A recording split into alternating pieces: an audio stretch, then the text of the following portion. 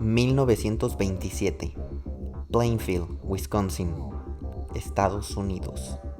Un pueblo pequeño. Carreteras de tierra. Nieve que cubre todo. Una granja apartada de la sociedad y una casa que parece tragarse la luz. Una casa que parece tragársela.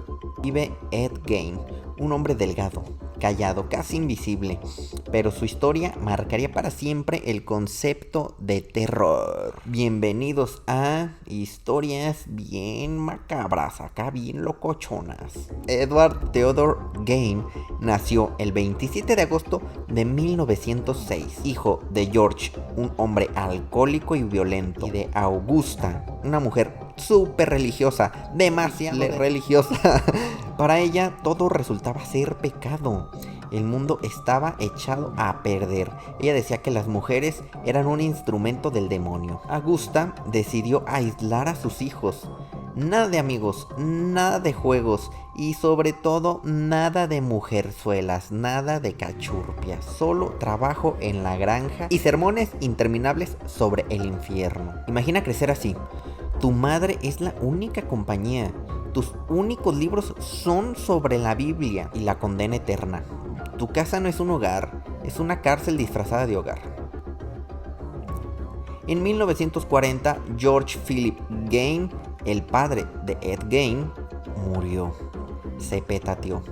Había pasado gran parte de la vida luchando contra el alcoholismo. Era un hombre de carácter severo y reservado que nunca logró mantener un trabajo estable, lo que llevó a su familia a vivir en la pobreza, en la miseria, en una aislada granja en Plainfield, Wisconsin. Con el tiempo, el abuso constante del alcohol debilitó su salud, hasta el punto de desarrollar una insuficiencia cardíaca. En los últimos años de su vida, George se había convertido en una sombra de él mismo, cansado, enfermo y sin fuerzas para trabajar, ¿verdad?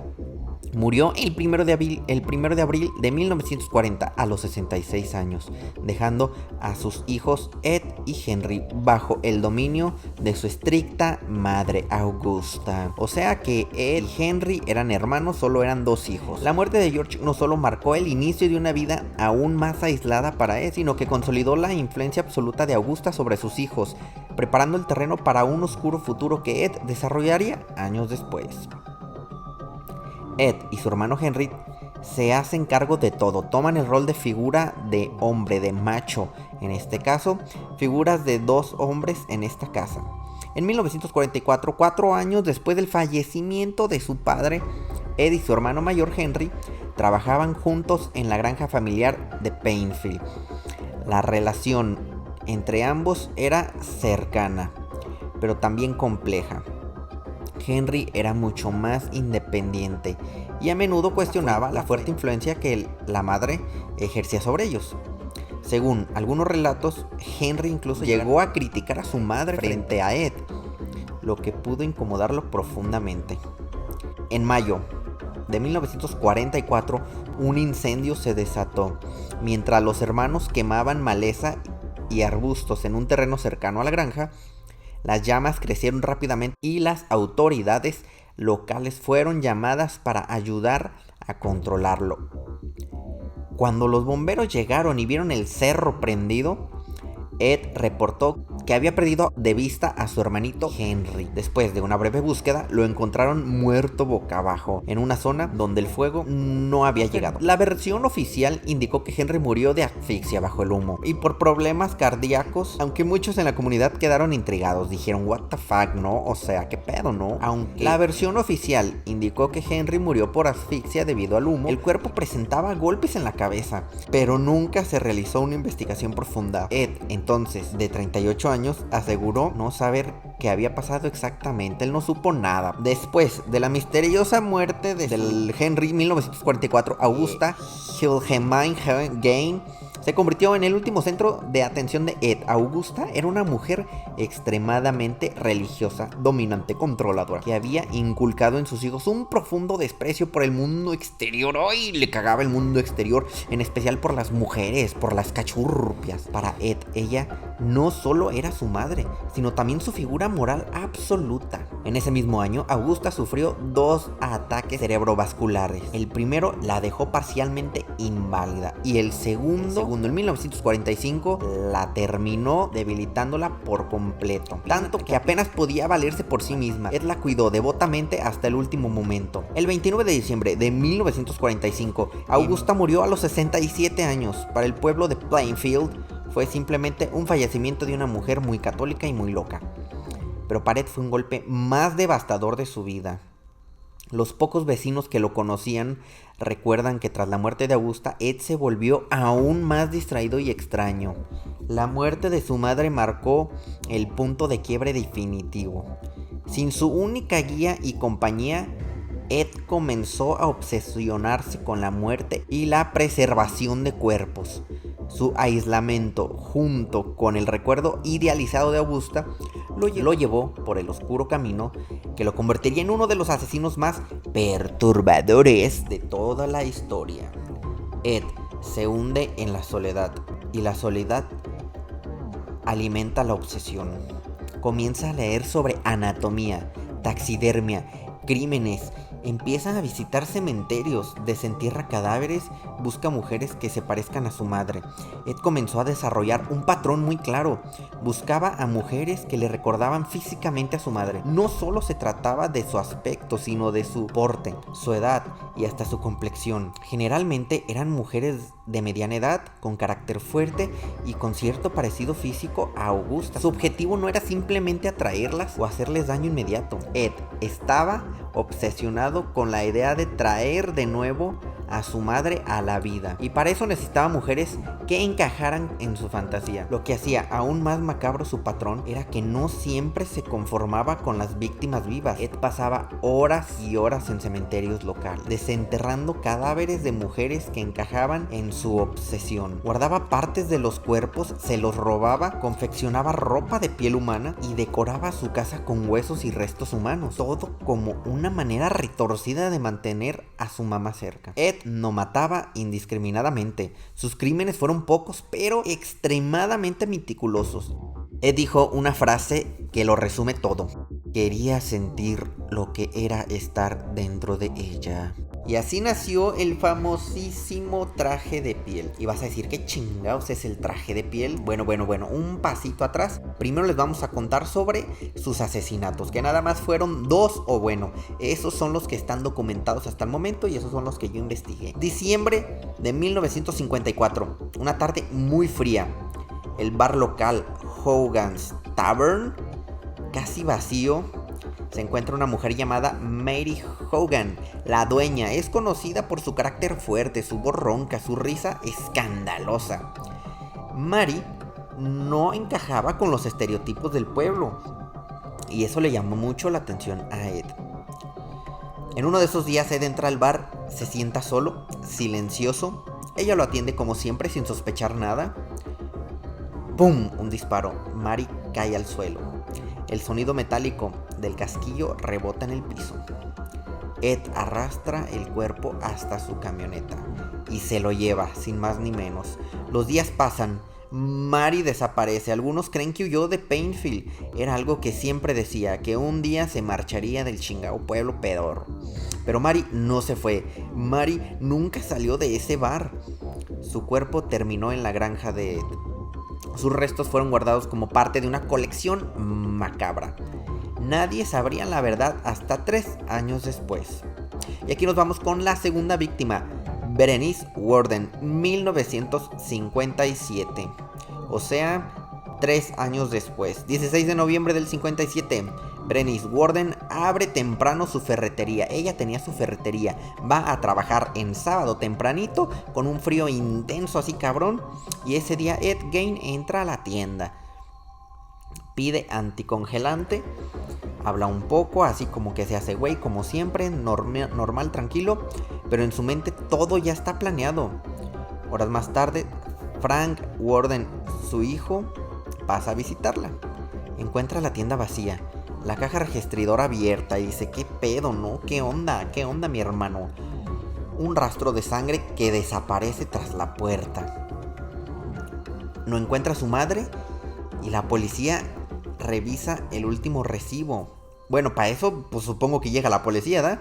Llega la policía, ve toda la escena del crimen y el último recibo tiene el nombre de Ed Gein. Los oficiales manejan hasta la granja, en chinga, rápido, furioso, boom, boom, boom, en chinga van. El lugar está oscuro, silencioso, ven un granero al fondo, entran al granero, van, lo abren y ahí ven a Berenice, colgada de los tobillos, totalmente desnuda y partida a la mitad. Su cuerpo tratado como carne de carnicería, y el aire huele a sangre, a putrefacción, y el horror apenas comienza. En la casa, linterna tras linterna revela lo impensable.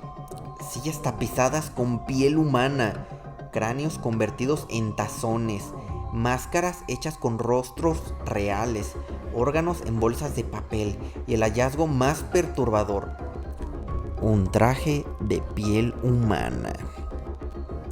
Un cuerpo completo, cosido pieza por pieza.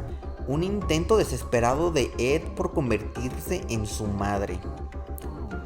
Esa misma noche lo arrestaron. Ed confiesa con calma y habla de todas sus historias. Habla de los cementerios, de los rituales de noche, de cuando iba a desenterrar cuerpos.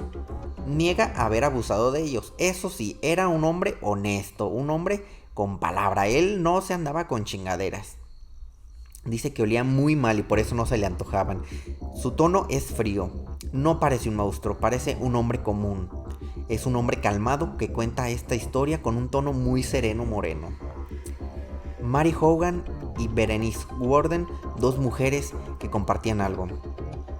Se parecían a Augusta, la madre de Ed. O bueno, al menos Ed, él dijo y él pensó que se parecían a ella, ¿verdad? Para él no eran solo sus víctimas, eran piezas de un rompecabezas enfermizo. Un intento de reconstruir el amor de una madre que nunca le dejó amor. En el interrogatorio, Ed confiesa haber matado a Mary Hogan en 1954 y a Berenice Warden en el 57. Pero insiste que solo fue un accidente. Describe cómo visitaba cementerios por la noche y exhumaba cadáveres de cuerpos parecidos a los... Sí, eso ya lo leí también. La noticia explotó en el pueblo. Painfield se convierte en el epicentro del morbo mundial. Periodistas de todo el mundo llegan a la granja de El Ed.